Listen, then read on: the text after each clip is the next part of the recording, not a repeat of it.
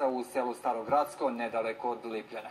Reč je o jednom od najtežih zločina izvršenih nad Srbima u pokrajini nakon dolaska međunarodnih misija na Kosovo i Metohiju. U Starom Gradsku jutros je služen parastos nevino stradalim žetelacima, a porodice ubijenih izgubili su svaku nadu za pravdu, jer do sada niko od počinioca nije procesuiran.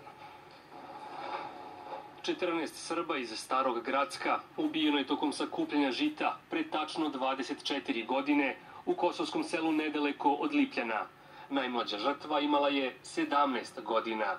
Slavica Janićević-Popović ostala je bez brata, oca, stričeva. Besna sam, besna na KFOR, besna na EUX.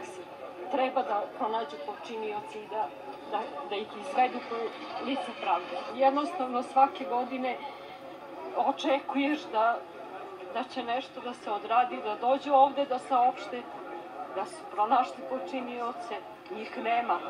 Znači od sahrane nikog više od KFOR-a, ni od EUX-a, ni od strane organizacije niko ne dolazi. 24-godišnjica ubistva 14 srpskih žetelaca obeležena je služenjem parastosa, paljenjem sveća i polaganjem venaca na spomen obeležje u Starom Gradsku.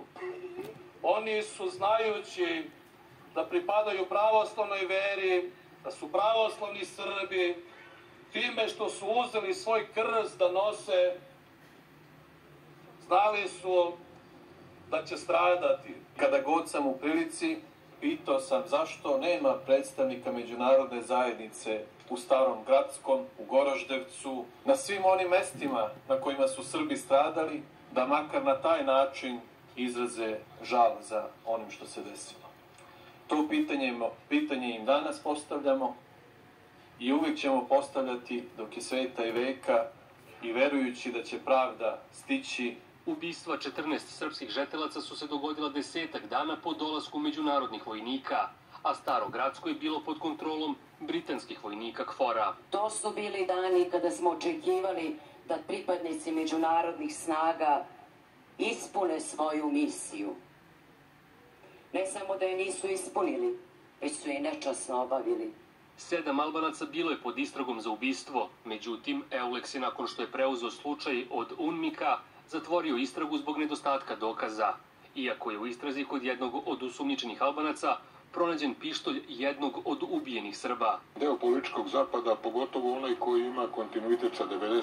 godinama kada se radilo na raspadanju Jugoslavije, na etničkom čišćenju Srba na svim prostorima na kojima su prethodno živjeli. Taj deo političkog zapada ostaje dosledan sebi, delimično zato što je to i fragment njihovih političkih uverenja, a